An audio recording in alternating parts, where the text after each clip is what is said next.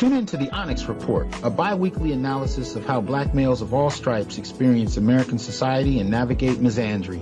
Join me, Dr. T. Hasan Johnson, Associate Professor of Africana Studies at Fresno State and founder of the concept of black masculinism, to examine the issues that impact the lives of black males, from history to politics, media to policy, and spirituality to economics. Join me to explore the hidden stories of black men and boys, and we'll discern them from the stories imposed on them. Listen to the Onyx Report live on InnerlightRadio.com every first and third Wednesday at 5 p.m. Pacific, 7 p.m. Central, and 8 p.m. Eastern. Check out episodes on demand at your convenience on my website at www.thasanjohnson.com. Also find me on Facebook at facebook.com/dr.hassanj, Twitter at twitter.com/Lord Hasan, YouTube at Dr. T. Hasan Johnson, and finally my Black Masculinist blog at www.newblackmasculinities.wordpress.com.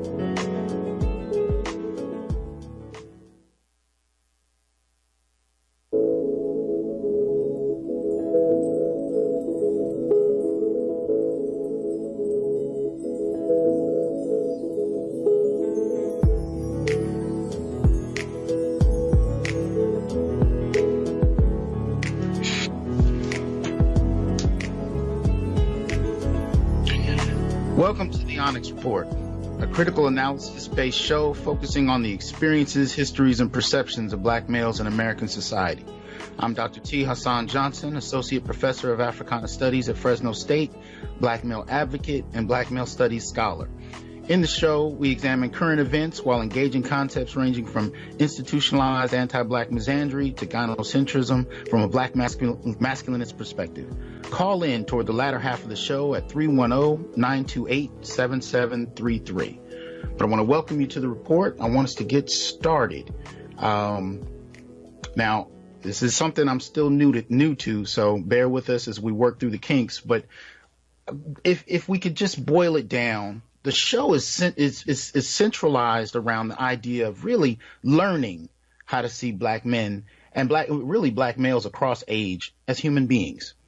And it's somewhat a sad state of affairs that we actually have to learn that, but it is what it is. I mean, the reality of the experience of many black males and our treatment in society is such that it is a learning process to actually see black males as human beings. And that's principally what the show is going to do over the course of time as we explore different issues, current events, so on and so forth. It really is about humanizing black men in the perspective of those, and that includes with black men themselves.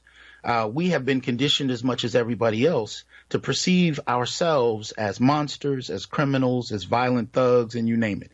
But in every context, there is a degree of dehumanization that we actually need to deprocess ourselves out of and rehumanize ourselves. So that doesn't even have to do with how others necessarily see us at this point. But that's the central focus of the show.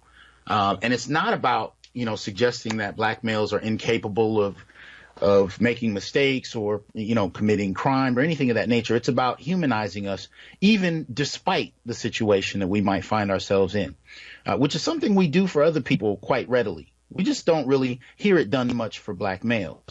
On social media all the time when I post reports about different types of abuse, different types of assaults that people experience, what I find interesting is people go out of their way to explain why somebody's done this, why, whether it's a mother who's brutalized her child. I posted a report the other day of a woman who ran over her son with her SUV. She was playing chicken with her. I think he was 3-year-old black boy, and she ran him over. And, in that regard, one of the first things I began to see is people writing me to tell me, oh, she must have been stressed. Oh, she must have been going through quite a bit. And I found it interesting that how she felt and humanizing her took precedent over his lives with some people.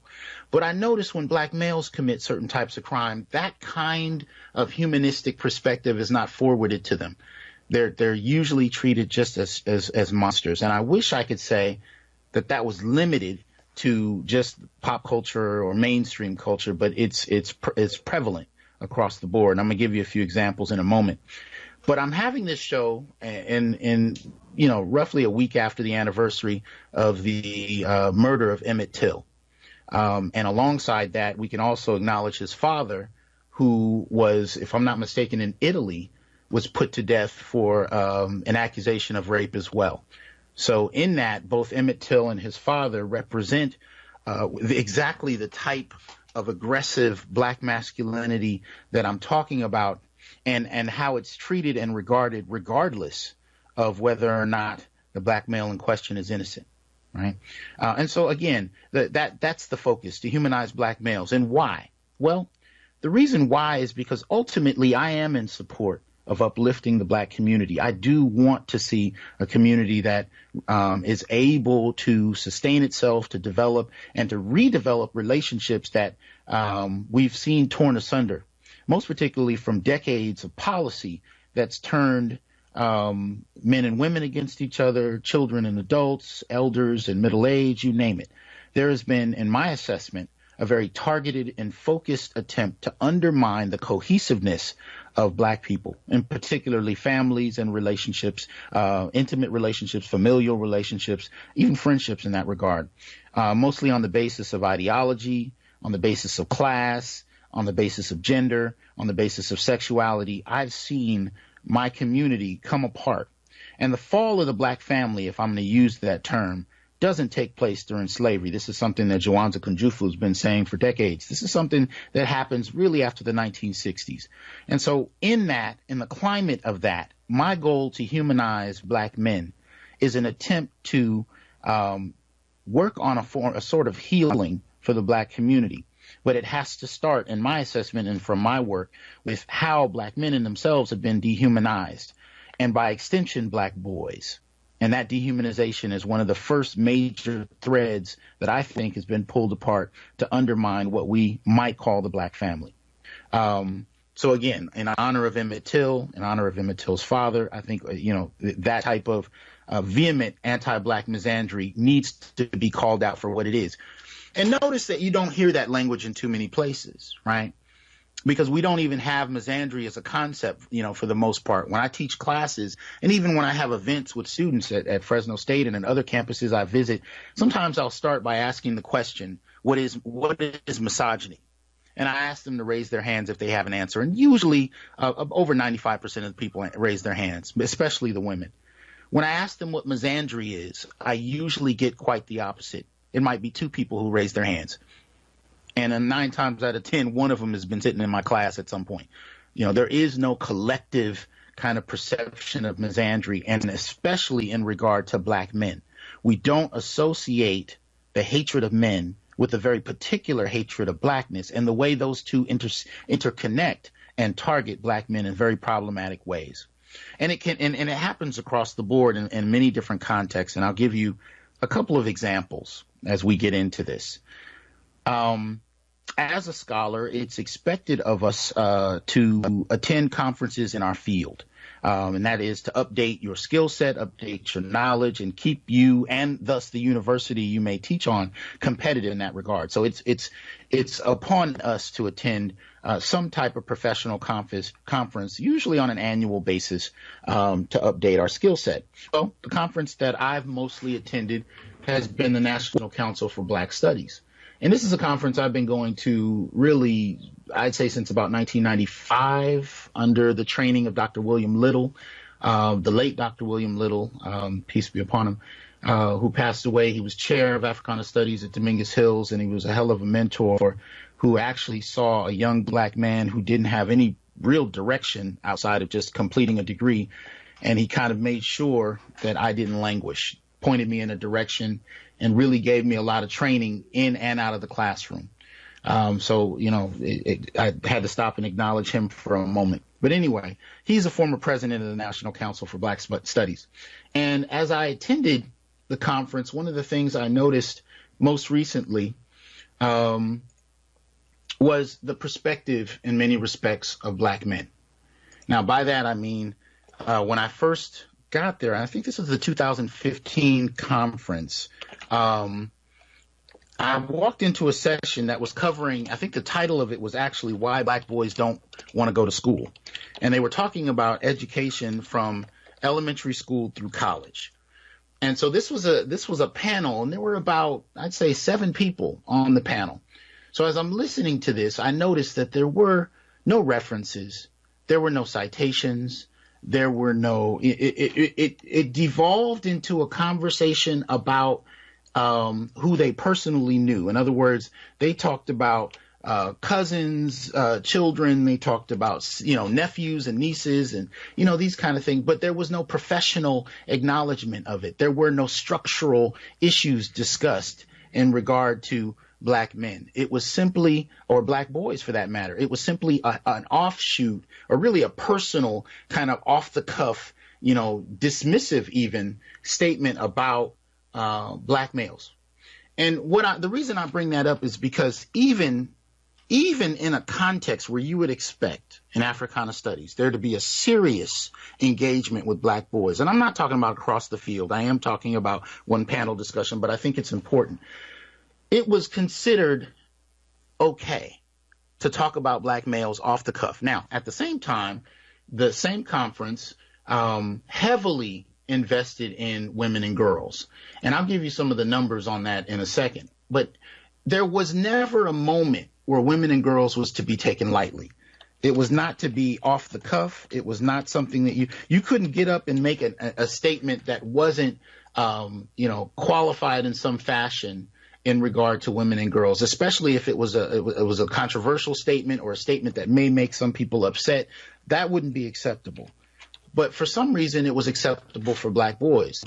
At that very same conference, there were presentations done that really just kind of made the argument that we don't need to. There was one formal presentation by a PhD scholar that we don't really have to use anything beyond John Singleton's Boys in the Hood to study black males. Now, all due respect to John Singleton, especially since he's recently passed, and that's a whole discussion unto itself in terms of black men and health. But to suggest that a film should be used as an analytical tool to study the lives of black men, a film made in the early 1990s, and that be a sufficient measure, a sufficient tool to be used in 2000. I think at this time, this was 2017. This is 2017 conference in Texas. For that to be the argument made amongst scholars was problematic to me.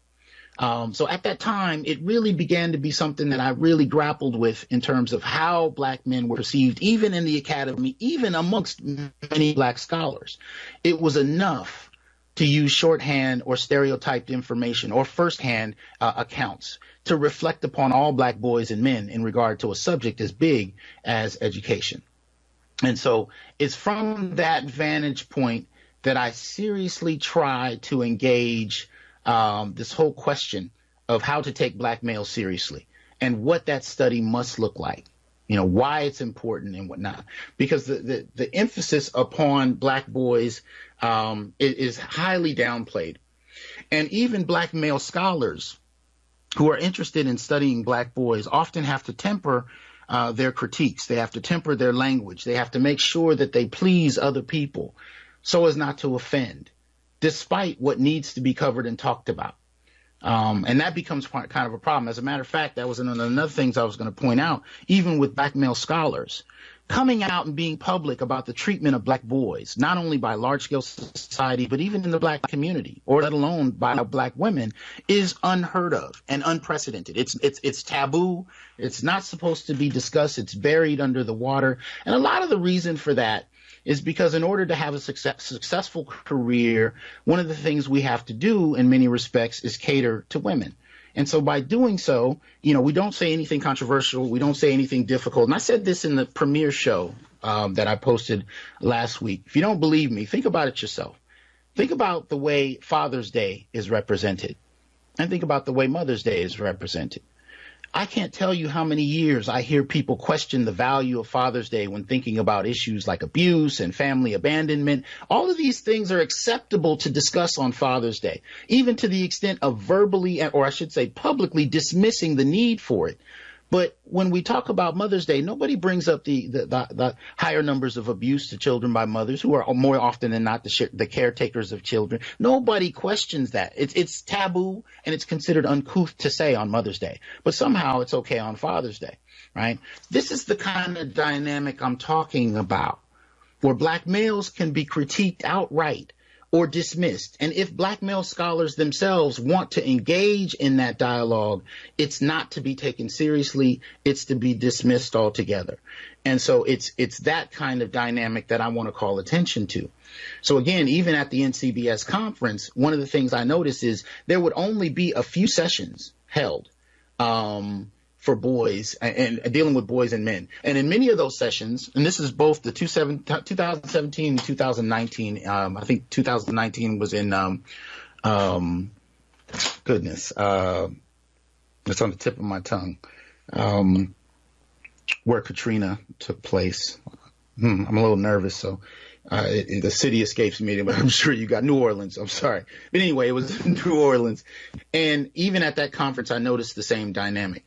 There were only a couple of sessions for men and boys, and despite that, they were poorly attended. Some of the scholars didn't even come to present.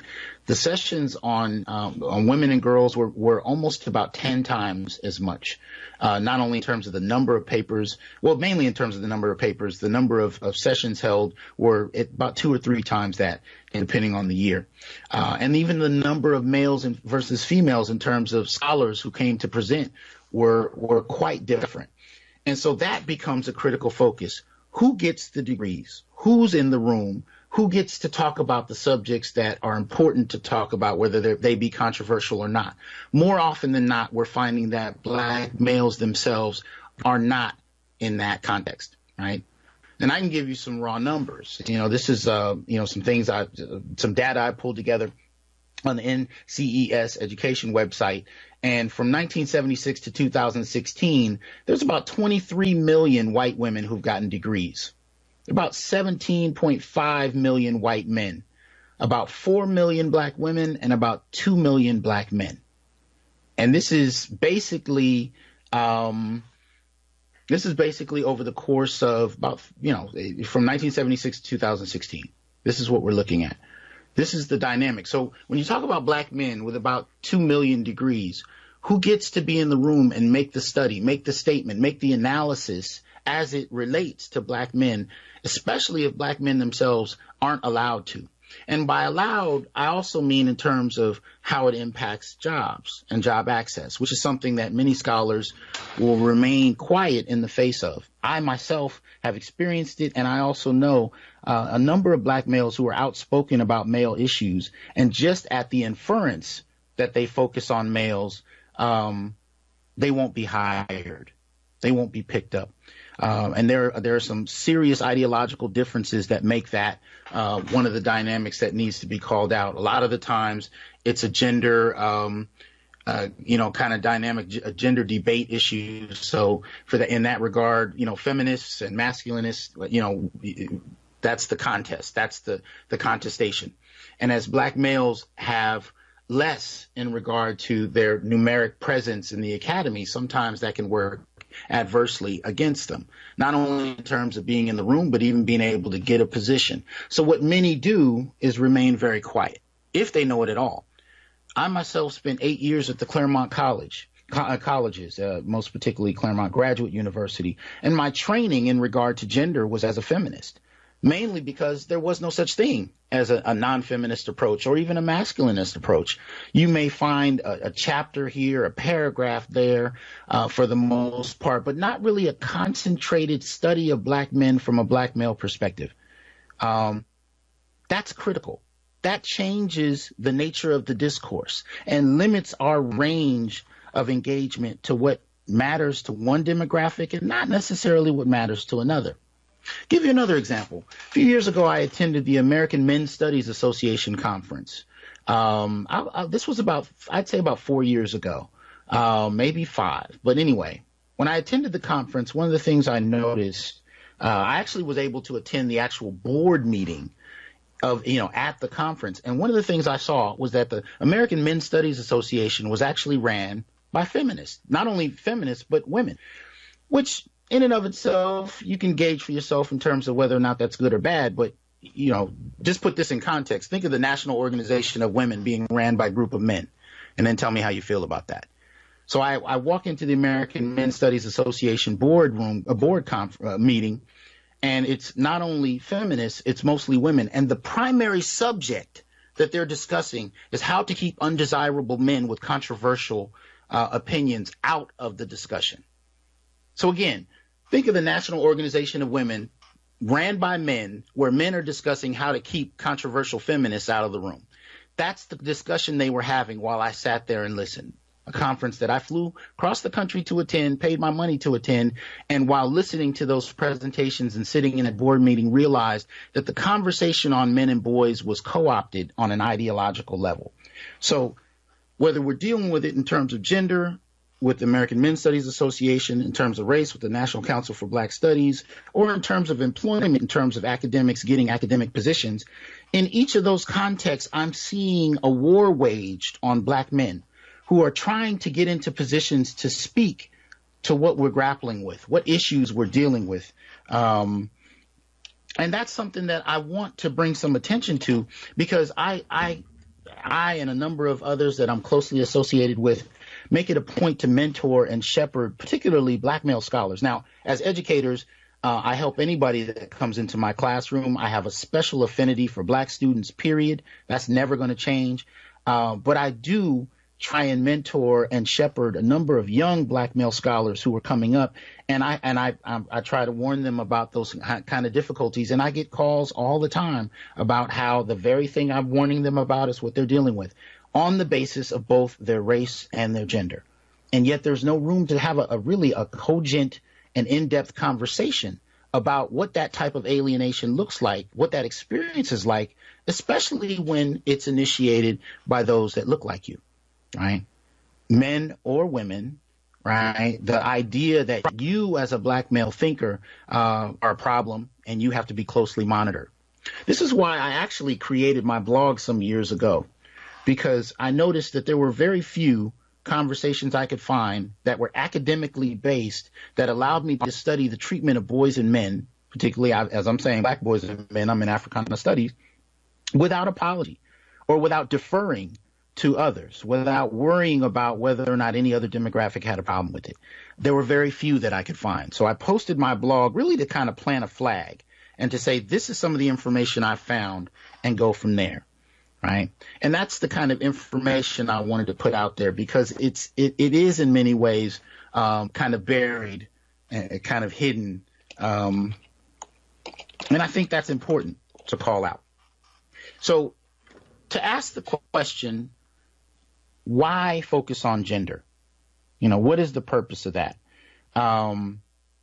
It's mainly because as I look at the data that I frequently run across, what I find is that Black men tend to find themselves at the bottom in so many different contexts. I just went to Long Beach to visit some family this last weekend, and there was literally not an hour where I didn't see a Black man pushing a cart, homeless on the street. Black males constitute about 2% of the LA area, but 60% of the homeless. And in many reports that I've covered over the years, out of the Black population that's homeless, they're usually over 90% in most of the major cities I've run across. And yet, when I look up homelessness and race, the most I find is the importance of seeing Black homelessness, but we don't zero in on the majority population. As I said in the last show, if we talk about police brutality or vigilante brutality on the basis of race, what we find is Black males are overwhelmingly attacked.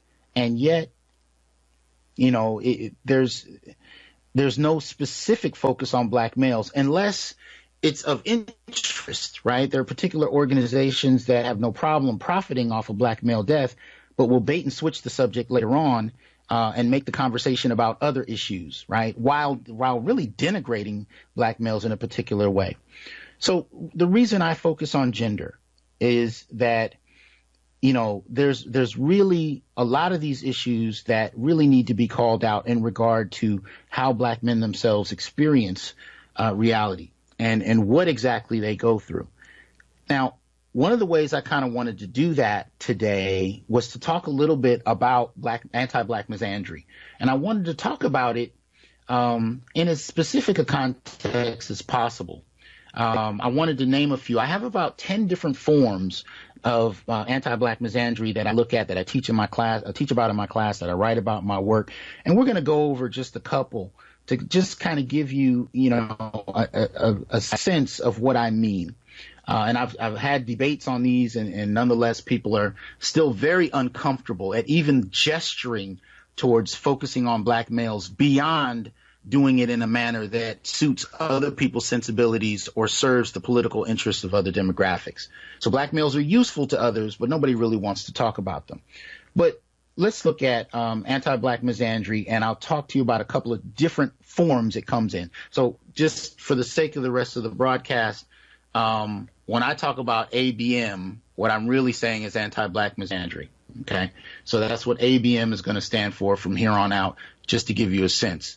So let me see here. So the first one we can talk about is ABM heterophobia. Now, this is a concept that a good brother of mine, Dr. Ronald Neal, broke down in detail, and he gave a very straightforward, somewhat casual answer, but it spoke very directly to what it is. It's anti-Black male heterophobia. It's the idea that heterosexual Black males are to be hated because they are wicked, evil, and to be feared. Now, if you really think about the very concept of heterophobia, I've experienced this online. You have a lot of people that will dismiss it outright. But if you think about it, this is not a new concept in American society. Whether you're talking about how Black men are treated walking down the street, or whether you're talking about them being lynched in the 1950s, assassinated on the streets, really even to this day. I mean, there's about 200 to 300 Black men per year that find themselves killed at the hands of police officers and vigilantes, about 12 to 20 Black women. So there's very much an overwhelming focus on Black males as an outgroup male targeted population. But nonetheless, part of what we don't talk about is why Black males are feared. Now, there's a long list of stereotypes we can get into, and we will as the show progresses. But for the moment, I think it's safe to say that the targeted fear of heterosexual Black males, although not termed that way, is important. It's important to study, it's important to look at, and it's important to call attention to. That heterophobia is the rationale behind the irrational fear of Black men and the justified, mistreatment of them. So if we look at something like the Central Park Five, I'm sure many of you have seen the Netflix-based show by Ava DuVernay, When They See Us. And when you look at the ways those boys could be seen as dangerous men, dangerous, villainous men, the reason they could be seen that way without apology by law enforcement is because we've had decades, if not centuries, of socialization behind the idea that Black males were to be feared, most particularly heterosexual Black males. And the reason I emphasize heterosexual is because the idea that they will rape and violate women, and most particularly white women, is at the very bottom of the motivation behind, corralling and killing, if not torturing, Black males, demonstrating to society the importance of dominating and eliminating Black males. This is all rooted around a fear of really heterosexual Black males. So ABM heterophobia speaks to the fear of straight Black males and what they may do in regard to violence and sexuality. So we're going to take a break, and I'm going to come back and we're going to continue to kind of break down some of the different forms of ABM and look at what that means. All right.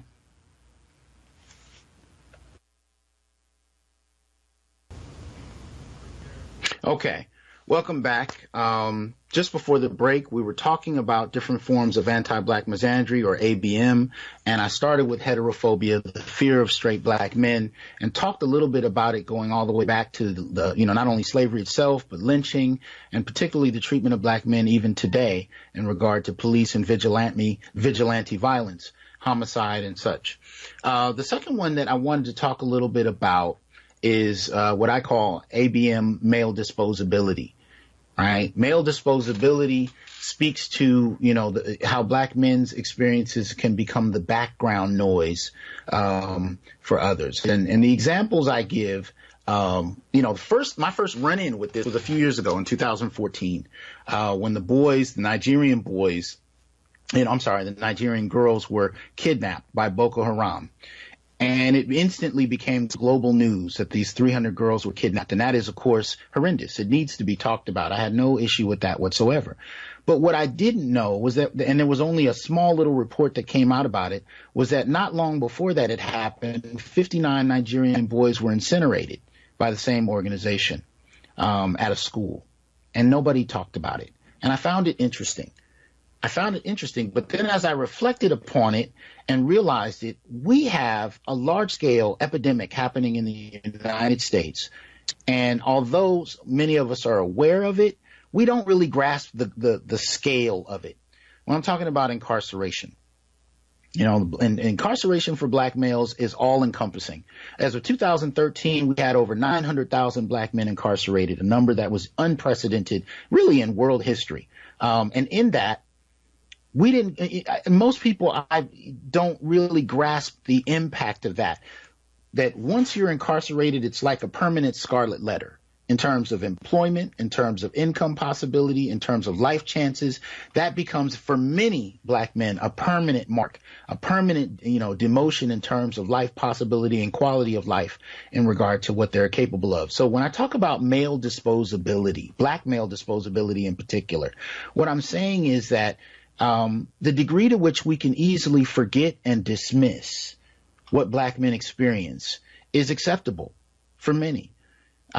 It's at a point where at this point, I think incarceration becomes something to grab people's attention before you get baited and switched into a whole nother conversation. But the scale of incarceration is something I think people lack. The impact on how it relates to how one relates to their family. The impact of what kinds of options are available, the impact on the sanity of family and the impact on kids, most particularly in regard to the absence of those fathers, right? And there are all kinds of studies that demonstrate the impact of father absence on kids, but especially in regard to incarceration. But somehow this kind of disposability is acceptable. It's acceptable by industry because it produces really a sweatshop caste across the country of black men who are permanently bound to producing in ways that don't benefit them, but adversely affect them, while we can accept that as normal and move on, right? So those are the kinds of issues I'm talking about. Now, I want to bring in a few more, but I'm not in a rush to get through all 10. I don't think I really can. But what I do want to do is really kind of take in some calls and see if we can kind of generate some dialogue around some of what I'm talking about, because I think the need for it is key. And I also think that or at least what I would like to see happen is I would like to see this show become a meeting place for black males to actually not only engage these issues, but, formulate ways that, we can actually work with one another to improve them. Because in many respects, it's somewhat rampant in terms of how many people can participate in this disposability, even in regard to just reflecting on black males. So I would like to actually see if we can get in some calls or address some questions so that we can continue here. Well, I'm checking in with my engineer here. Okay, the number again is 310-928-7733. And as he is queuing that up, I'll start into my third one, a form of ABM. And I think this is something that most are somewhat familiar with, but again, many don't take very seriously, and that is sexual objectification. ABM, sexual objectification. And what that speaks to are the ways in which black males can be seen, and often are seen, as walking phalluses. Now, what do I mean?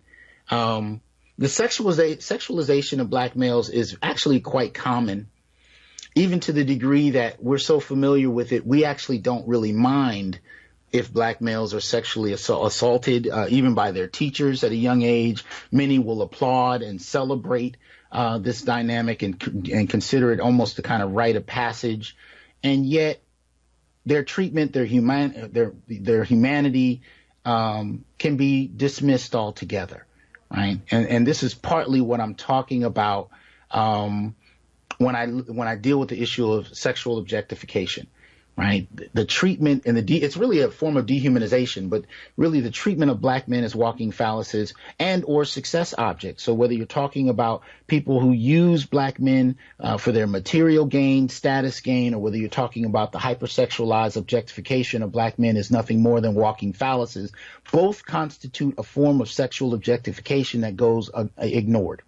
In many ways, we're comfortable talking about the ways that impacts women, but that's kind of part of the problem. We don't know how to talk about it in a large scale framework in regard to how it affects black men and boys, right? And because we don't know how to talk about it, we accept it, right? So I've seen this happen in many different contexts, but one I can give lip service to is in the area of teaching. That's, my realm. I've been teaching at the university level for about 20 years. And one of the things that I've seen is many black males being sexually objectified, but because it doesn't present the same way as it does for women, even if by letter of law it should be supported in regard to Title IX, it often goes unregarded. So, for example, when we talk about sexual harassment, much of the time we'll think about sexual harassment as, say, somebody walking up and grabbing you inappropriately or making an inappropriate joke. And of course that, those things definitely constitute sexual harassment. But at the same time, the expectation and treatment of black males as a threat can be considered a form of sexual harassment on the basis of stereotype, on the basis of the idea that black males are a threat. If black males are treated as such, say, for example, people not wanting to meet with them in their office, or making the argument that black male teachers, for that matter, are threatening, are imposing, are scary. And I've heard these terms not only directed at myself, I've heard it directed at other black men. And yet many don't regard that as a form of sexual harassment. So in other words, the very idea that black men can be a threat in the classroom is not generally regarded. It's not a shorthand way we think of sexual harassment. We just, as one colleague said to me, that's just that black male shit. But nobody really talks about it in the context of harassment. And I think it's important for us to frame it as such, because there are many situations like this, micro situations, in fact, that take place on a daily basis with black males in all kinds of industries. And yet we don't, even black males themselves tend to think about those things in regard to how it relates to the letter of law. And because of that, I think we miss out on quite a bit. Now, actually, I had a couple of people write in, but I'm working across platforms and I'm still a little new at this. So for those of you that have written me questions that you wanted me to read on the air, I'm not able to find them. I saw them a moment ago and I've misplaced them. I apologize. I will get better at this. So we just keep working with it. Be a little patient. We'll get it together. Definitely don't forget to, you can call in directly. And we can go from there. So the number is 310-928-7733. Anyway, so the importance of just those three. So the three concepts we talked about today, we talked about sexual objectification, we talked about male disposability, and we talked about heterophobia. All of those are forms of discrimination against black men on the basis of race and gender, and where that fits in the discussion, how we have to actually change the way we think to, better assess the experiences that men and boys have, and what to do with that. And especially when we talk about boys. I can tell you, for example, when I was in high school, walking to school every day, of course, I ended up kind of having a nemesis of sorts. I had a police officer that would trail me for 10 minutes. He would just trail his car slowly behind me as I walked. So picture that, just walking to school and seeing this car just float behind you for 10 minutes. And at least once a week, he would throw me over the hood of his car, go through my clothes, go through my bag, and tell me that he couldn't wait to arrest me. I don't think I told my mother about that until I was about 35. I think the thinking at the time was that I didn't want to stress her out. I didn't want to make her worry. I didn't want her trying to go up to the police station. I had all kinds of ideas in my head that really were about protecting her. But my own brutalization, or not even brutalization in that context, but my own mistreatment was secondary to me. And I find this to be the case with a lot of black males I talk about. The degree of chivalry and self-sacrifice in protection of others, most particularly women, and if we're talking about kids and protection of mothers, is really quite prevalent. And it's hard to measure for that kind of thing. So I'm admittedly talking anecdotally here, but I am saying that nonetheless, that dynamic of having experienced that, the mistreatment and not really knowing how to talk about it or who to talk about it to, but just accepting it as a part of my reality. And really the only people I think I talked to about it were other black males my age who were going through the same kind of things. I remember being, in those, well, this is back in the 80s and 90s when, say, like the lines around or behind a movie theater would be wrapped around if it was a huge movie like Star Wars or Terminator, things of that nature. And I remember police officers I grew up in the Bay Area, San Jose, Santa Clara, Sunnyvale, Oakland, East Palo Alto. I lived in all of those areas at one point in time. I worked in East Palo Alto, and I can tell you, case after case, as most black men probably can, or many at the very least, about being mistreated, being pulled out of those movie lines, slammed on the concrete with my friends, and being strip searched in front of others, all to, for nothing. And the degree to which that was considered acceptable, not only by people standing around us, by the police themselves, but it got to the point where it was even somewhat acceptable for some of the males who were on the ground, because it was par for the course in so many different contexts. We accepted it as a normal part of our reality.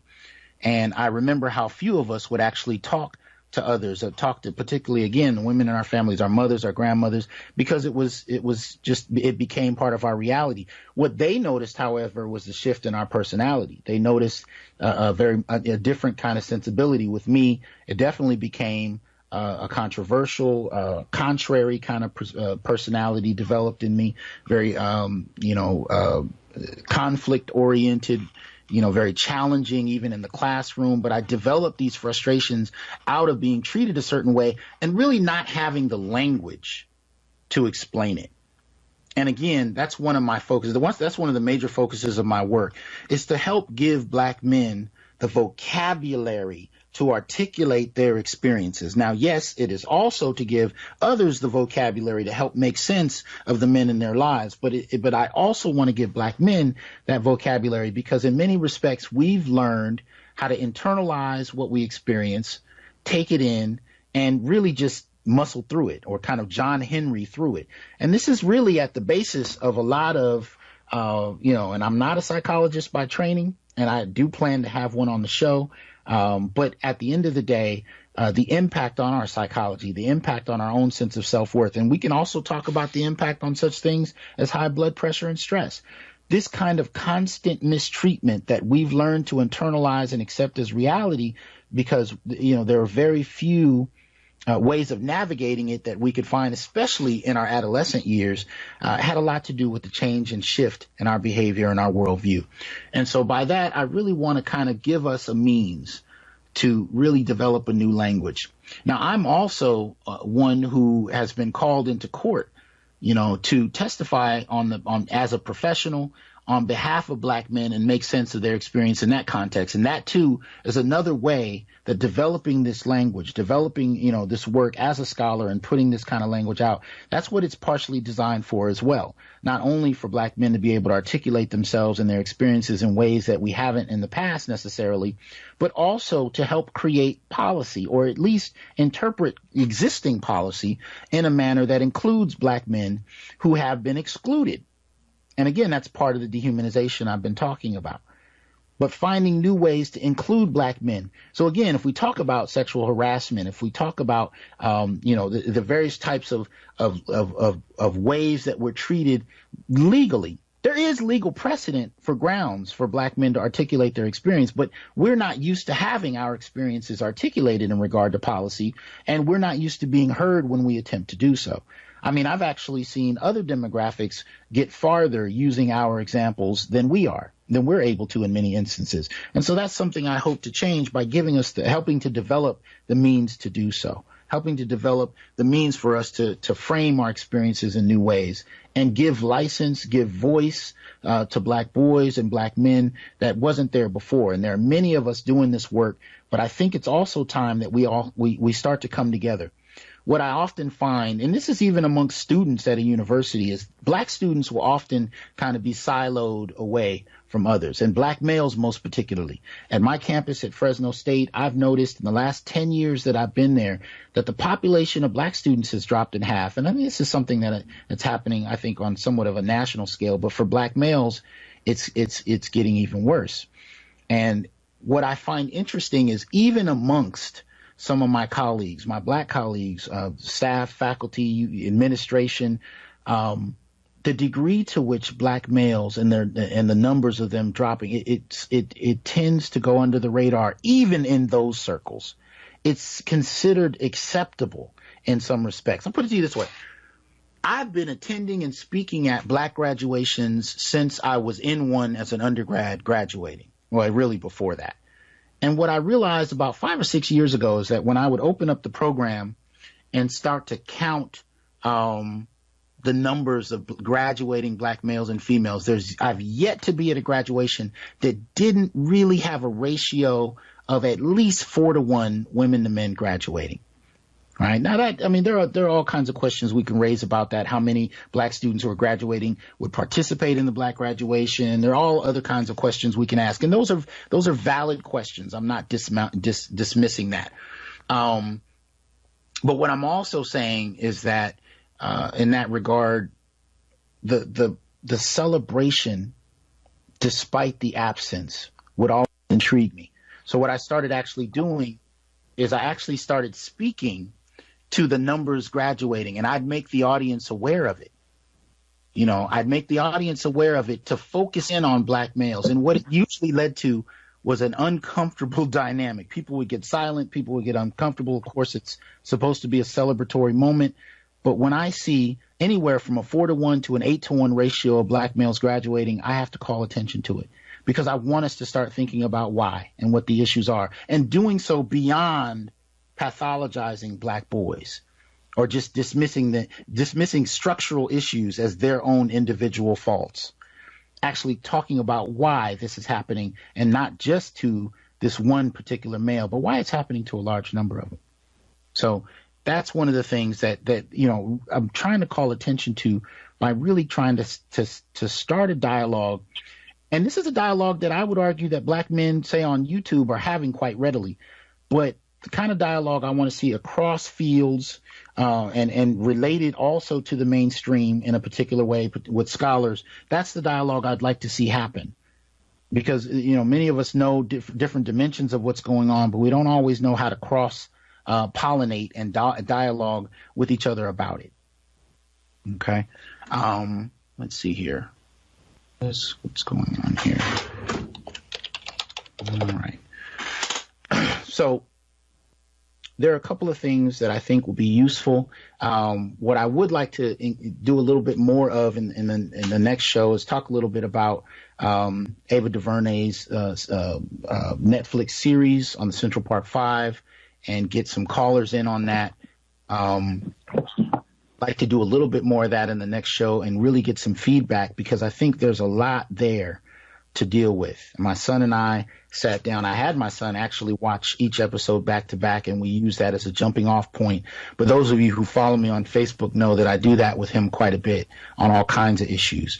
But those are the kinds of things I want to explore. Hold on. I have someone here on the line. I'm trying to. My phone is making some strange noises here. I apologize. We're kind of getting the groove of this as we go. Let's see. Okay, so it's not coming through. All right. So anyway, dealing with that, I'll kind of deal with one more form of anti-black misandry, just to really give you, again, some of the terms to kind of work with. The next one I want to deal with is ABM, what I call social impotence. And what this has to do with is, most especially in popular culture, but also in history, the focus on black male incompetence and failure. Despite that it's often structurally manufactured, the focus of it usually dismisses black male failure as the fault of black males themselves, mostly as failed and broken individuals. And yet No discussion on what structural role is opened up. Okay, hold on. I think we have a caller here. Let's see. Can we bring the caller in? Hello? Yes. Hey, brother. Black Hey, male brother. advocate. How you doing, sir? Fantastic, brother. Proud to see you doing the show. I appreciate it. Job. Appreciate it, brother Sarah. Do you have a? Yeah, I think. No, I was just gonna say, I think that the work you're doing is, very much needed. I think it's really important, as you just pointed out, to point out the structural issues that have conspired to particularly constrain the success of black men. And, lately, not much attention has been given to those type of issues. So I think it's important that, you're doing the work of bringing that out into the forefront. And, I think that's, part of the process that's necessary to begin the process of healing the friction between black men and black women. Definitely.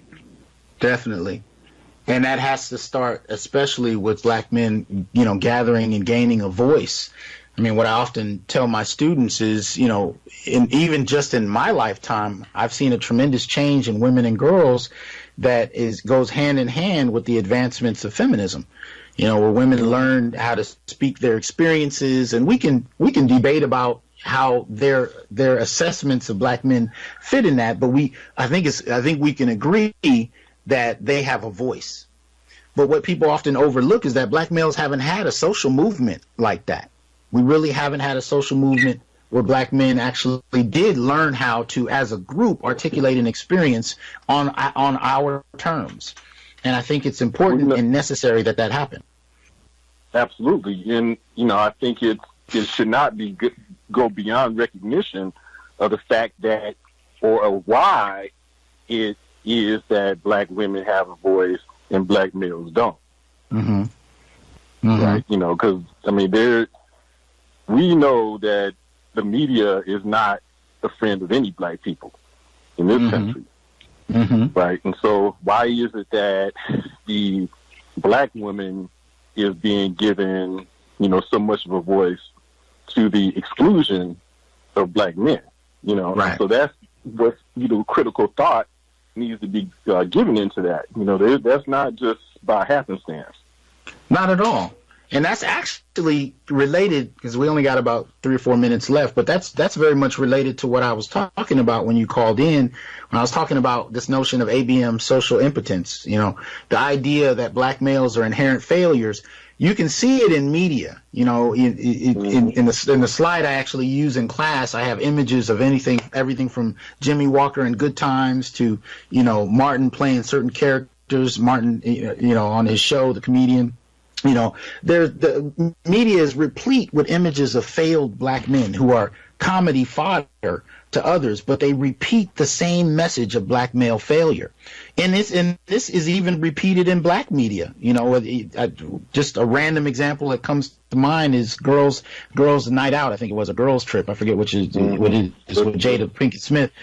Even the most recent film Little, where you see these black males that are hypersexualized, they're walking phalluses, and they really bring nothing else to the table other than, being a walking phallus. These types of failure, these types of images that show us as nothing more than that are inhumane. But they continue to repeat the message that black men have nothing to offer, are not worthy of dialogue, not worthy of reflection, and definitely should have no impact on even things such as leadership. And I'll go into more depth about that in future shows as well. But you're absolutely right. This is not by happenstance, and it needs to be called out. Absolutely.